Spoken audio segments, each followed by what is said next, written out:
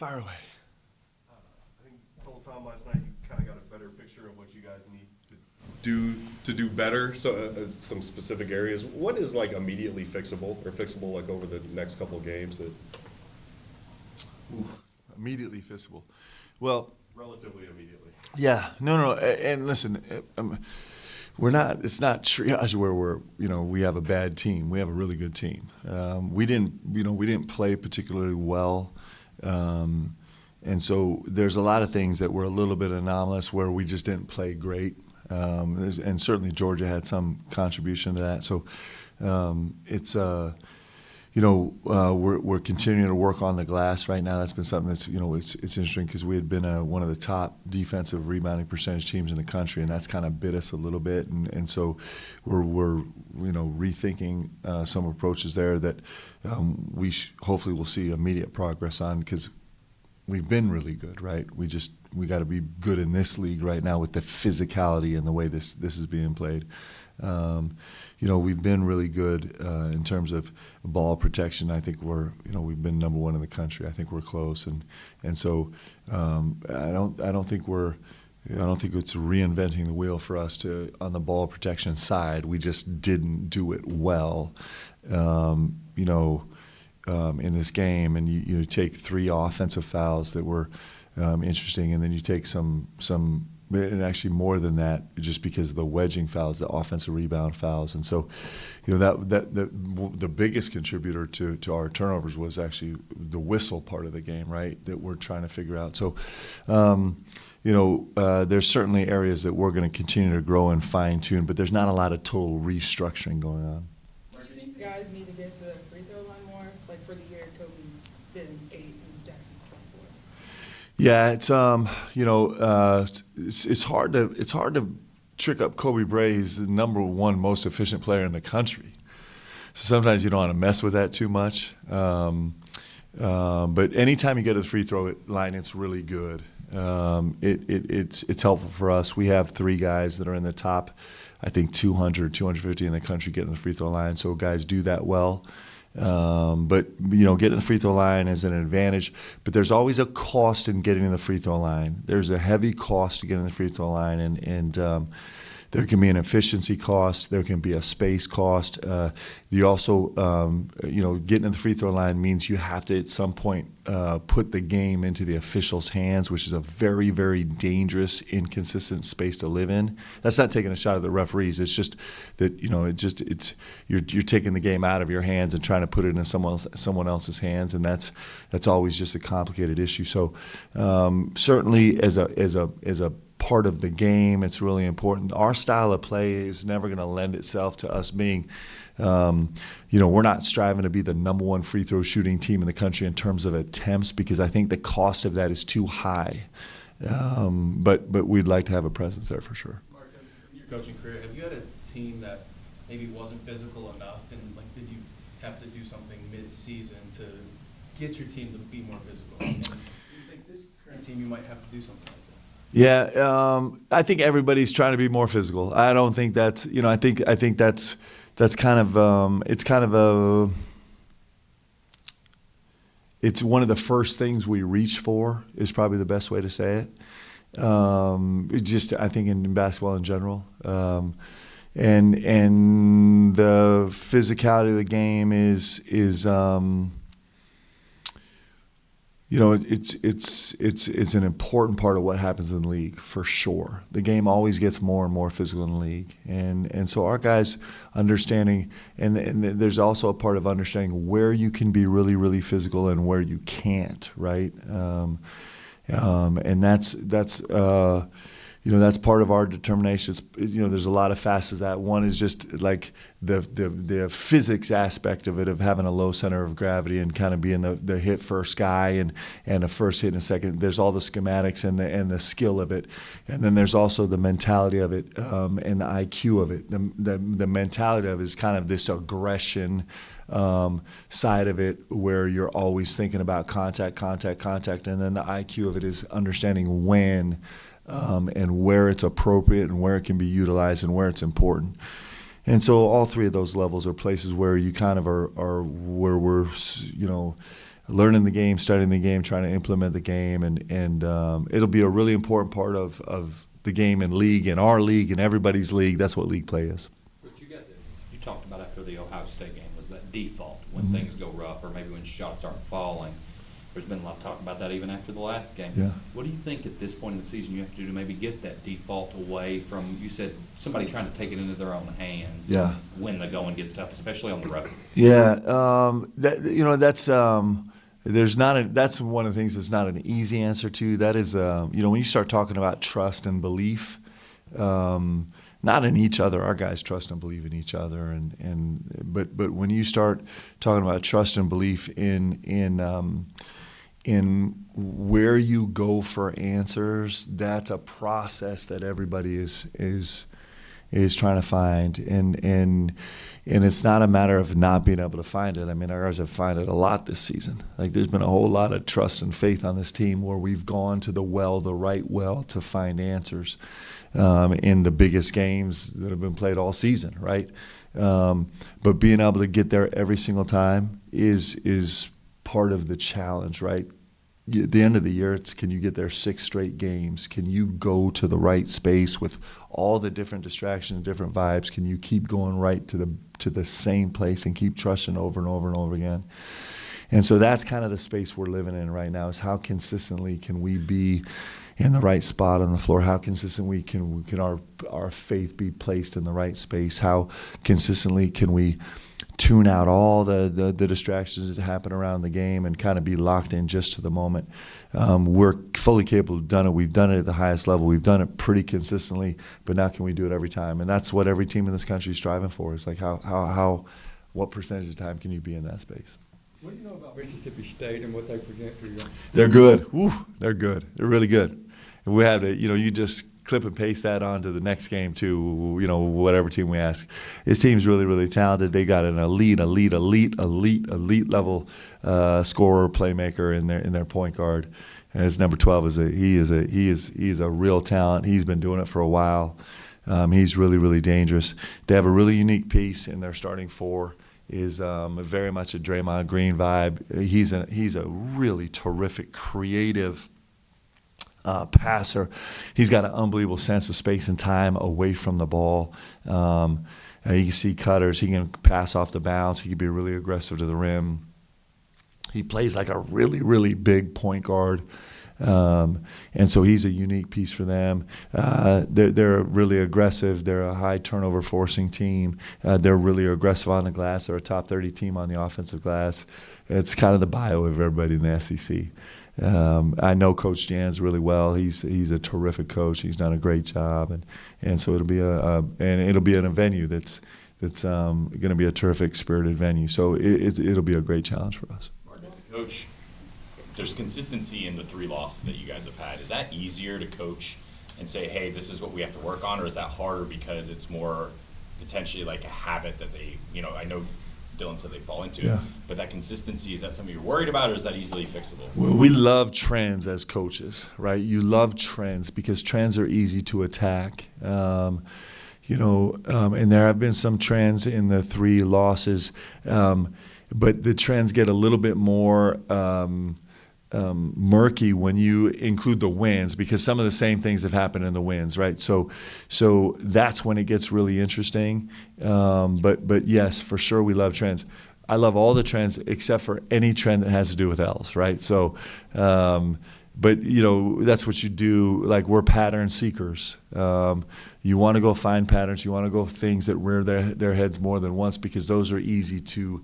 They're more tangible, and they're more easy to address for sure. Like, because it gives you something that's, like I said, that's tangible that you can really focus on.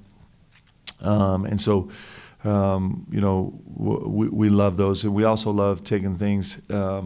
There's tangible things that we're doing well through wins and losses too, that we need to hold on to, and that's kind of the magical cocktail of it. But for sure, yes. About physicality, you are a physical player. Is that an attitude or a skill? Can that be taught? Yeah, it's all. I'm going to try and kind of go back to what I said. So for sure, there's an attitude and aggressiveness to it. There's very much a skill portion of it, and there's very much an IQ portion of it. Like there's really those three parts of the physicality of the game, and so the aggression part of it is this nature of just embracing the physicality of the game. Now, you can do that and have a really poor IQ and a really poor skill set and not be very functional, right? You could be a belligerent, aggressive, fouling, out of context guy on the floor, and that's not going to be very functional. You could also be a really, you kind of need all three slices. You could have a really high IQ about when you can really impose your physicality in the game, really have a great aggression, but not have the skill set to actually do it. Not kind of go low to high, not kind of attack guys' hips and knees, right? And have that vibe. You could be a top-heavy player, and that could be problematic. So it's really those three parts of it. And yes, 100%. I'm a growth mindset guy. I think we can learn anything. I think we can grow into anything. I think that's pretty much in the DNA of probably every athlete. But I know that we can not just get better at this, but we can become a dominant force. Amari Williams, you go back and look at his film, he was elite in terms of the way he used his physicality in this game on the glass. And the game didn't really treat him great for some other reasons, some other mistakes in other places in the game. He wasn't able to, he had some foul issues early and didn't probably play his normal rotation. But he was elite, and I'm trying to get him to channel that and bring that same thing into the game, which is really interesting, right? Because this happens sometimes. Sometimes you do something really, really well, and you don't get the immediate payoff of a result, either personally or as a team that you wanted. But you got to hold on to that place where you really grow, and then actually go address some of the other issues. And so I know that this is a space in the game where you can learn and you can get better for sure. Kind of feeding off that, as a coach, after a loss, how much of it is knowing which parts, this part is good, we just need to do it better, and which parts you need to change? Yep. And I think that's part of the beauty of it, right? That's part of that's part of knowing your guys. It's part of knowing your locker room. It's part of knowing your team. It's part of having an understanding of the league, understanding the competition, and that's also an art form because it's just there's so many variables, right? So variables are always changing, but you're needling exactly the right space about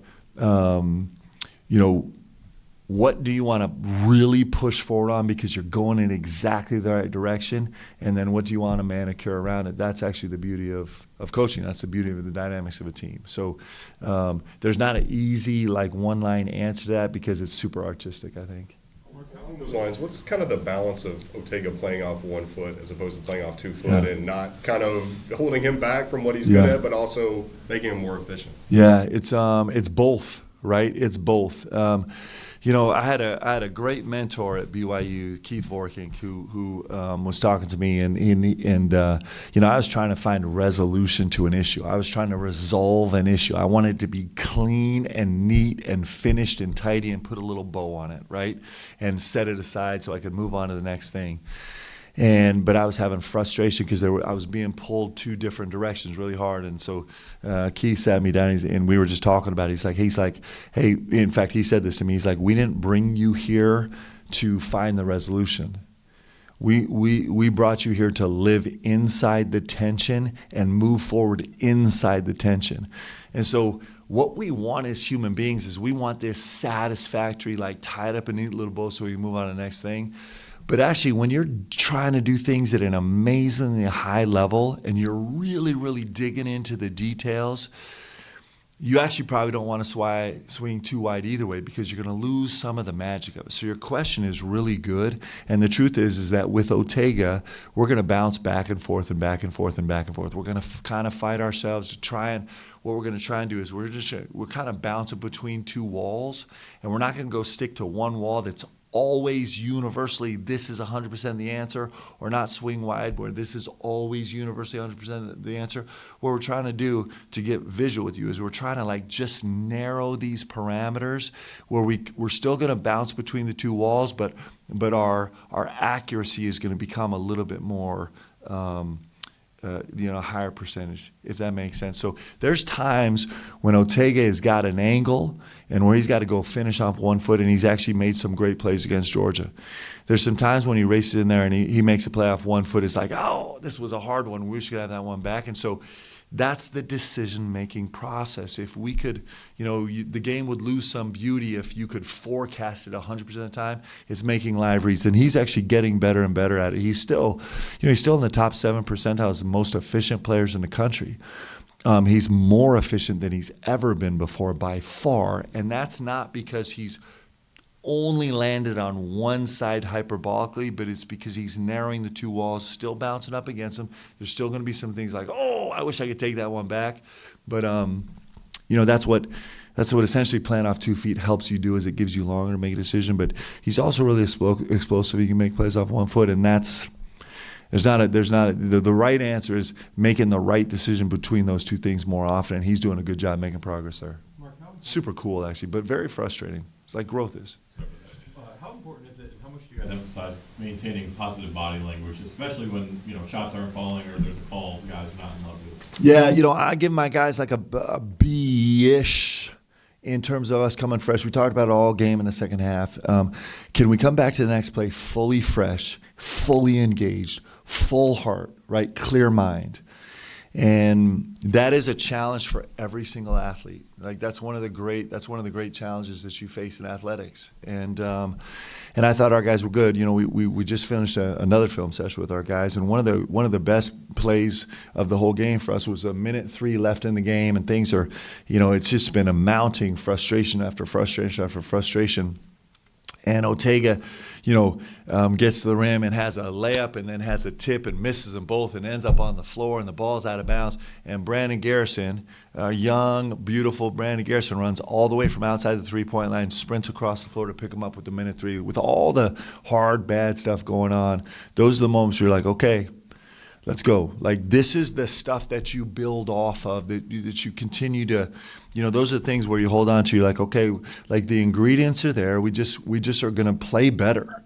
We'll play better. We'll execute better. We'll have less little holes. We'll be more consistent with being in the right spot at the right time. But when you have guys that at least show signs of being able to dance with frustration and then kind of kick it out where they can still think about something just besides being lost in their own head at all the frustration. That doesn't guarantee you wins, but it gives you a feel of like, okay, you know what? Like this was a really brutal night for us, and there's going to probably be some more as we go ahead. But like we got to keep building trajectory-wise, and with moments like that, you can. What do you remember about Starkville? I actually remember very little. I remember Eric Dampier, who was a terrific pro and a terrific college player, and I remember who was the really explosive. His name escaping me right now. Dante Jones, of course. I remember Dante Jones. I remember going to Starkville and having a big win, a really physical game, I remember the vibe in the gym was electric, like it usually is there, and I remember high level competition. It was fun that year. Both of us were in the Final Four. Dante had 9 turnovers in the regular season. But then he blew us up in the SEC championship, man. He lost his mind. Him and everybody else on the team, and we had walk-ons making 1 foot runners, from 17 feet. That's why this game is so beautiful. And it is beautiful. And, when you do it right, when you're built the right way, I forcibly went to trying to remember our game at Mississippi State, which I remember somewhat that we won. But like all the stories I tell are from the SEC championship when we lost to Mississippi State. And that's how you build a season. Like that's what it is. And it's the same with fans. Like, our run in '96 in the NCAA tournament was probably more special to our fans because we'd been through it together also. Like, if you ask me about that season, I remember a lot of games, but I really remember UMass, the second game of the season. I can tell you a lot of details from that, and it's these hard moments that make you grow too. And that's, I'm telling you, it's why basketball is special. And so when you can take the hard moments and turn them into something great, and you can take the great moments and continue on with them, that's when you're on a journey that you do in a locker room and with your fan base and with everybody else, and the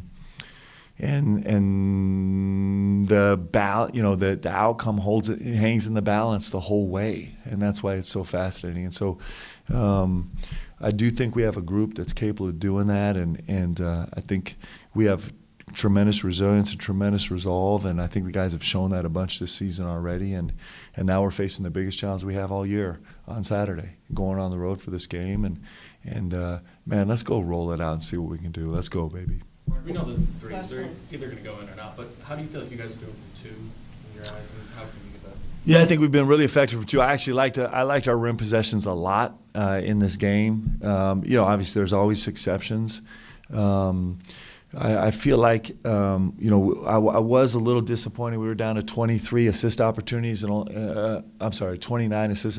only 23 high-value assist opportunities, and so those numbers are low for us. And in our top 100 games, we've been 36 plus in assist opportunities. So we were almost a decade short of that, almost 10 shy. And so that's a space where we would like to fight to be incredibly consistent. Average out, we're close to 40 is how we've been for the season, and so that's a nuanced conversation. Back to your point earlier about getting to the free throw line. Part of the cost to getting the free throw line is that it can take away some of this assist opportunities. That actually makes us really dangerous and makes us really beautiful offensively, beautifully dangerous offensively, and so there's a balance there, right? The assist turnovers, like two. Yep. But you only had the assists, the 13 Yeah. turnovers. Is that just not threes not falling, or is there something in two? Well, the 14 turnovers is a little bit of an anomaly for us this season, and that was very, very distressing. And also the assist was very, very distressing. So way to hit on a really, really sore point, man. Just break my heart right here. We just bring that up again. Let's have you next time we come in. You have a T-shirt that's like 814. I'm kidding, but. But that's a space that we take a lot of pride in, and when our assist turnover ratio is right, it's a manifestation of us actually playing the right way. That's actually the result of us being judicious with how we play and being incredibly forceful with how we play. And when we don't have that, and you backtrack how we got upside down, it's usually shows us that percentage-wise we're just like, we're a little bit sticky. We're not quite cutting as hard. We're a little bit like, I'm going to go save this myself. Just a little bit. Like, there's a little bit of that, of all those dynamics that seeps into it that gets us lit upside down. And for sure, sometimes you don't make as many shots. For sure, that's part of it. But the nice thing is assist opportunities doesn't include making or missing shots, right? High-value assist opportunities has nothing to do with making or missing shots, and so they're more consistent markers for us. And so those numbers, while you're going to make some shots some nights and not make some shots the other night, those numbers can stay really, really consistent, and that's our goal is to keep those more consistent. What makes your team such a good three-point defense team, defending the three? Is that personnel, principles, both? Yeah, well, we weren't as good as we'd like to be in this last game, and we're actually we talk about the tension of banging up against things. So our spot-up numbers have been ridiculous for the whole season, and post Ohio State, we were really having some ball screen defensive issues, and so one of the things that you wrestle with all the time going back and forth is like, ideally we'd like to play 2-on-2 as much as we can in ball screens, because ball screen, universally, ball screen derived offense is much higher than ball screen offense. So ball screen derived offense includes one pass and then the next action after the pass, where ball screen offense, ball handler, and roll just includes their uses of possessions. And so philosophically, like that's a way we've wanted to play. And so, we got up to that game in late December, and we're like, man, our spot up numbers are insanely good. We're on top team in the country in guarding spot up, which is spot up is any possession that's played against a closeout. So it could be a shot, it could be a drive, it's anything there. And our ball screen, ball handler defense was just okay, but points per possession wise, it's much lower traditionally than a spot up percentage. And our roll percentage was a little higher than we like, but usage wise, it was pretty low. So all those numbers worked out. And then we started to feel some vulnerability in our ball screen defense where we really got cooked one night. And so we started kind of leaning into a third defender, trying to slide a third in defender with an early help to recover field, but trying to get an early tag, trying almost involve another guy. And so what's the consequence of that? The consequence of that is your spot up number is going to go down a little bit. And that's the rails that you're going to constantly keep banging back and forth against. And you're trying to just narrow those rails more than trying to attach yourself fully to one or the other. And so our spot up defense has been really good because included in that is our catch shoot 3-point percentage has been really good. Partly because there's always anomalous good fortune, but partly because we've been incredibly devoted to it, and we've maybe swung just a little bit wide on being great there, and we've paid some consequences. But we're going to keep knocking back and forth against those walls and hopefully narrow the walls. But that's a long-winded answer to your question. Well, you're not leaving the corner open too, right? When the third one's shading, right?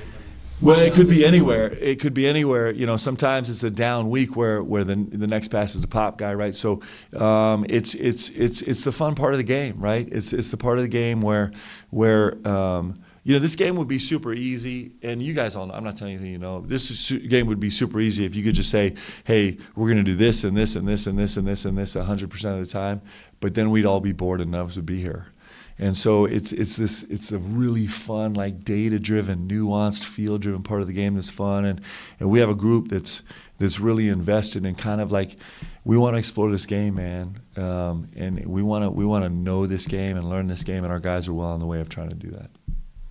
Thanks, guys. Have a great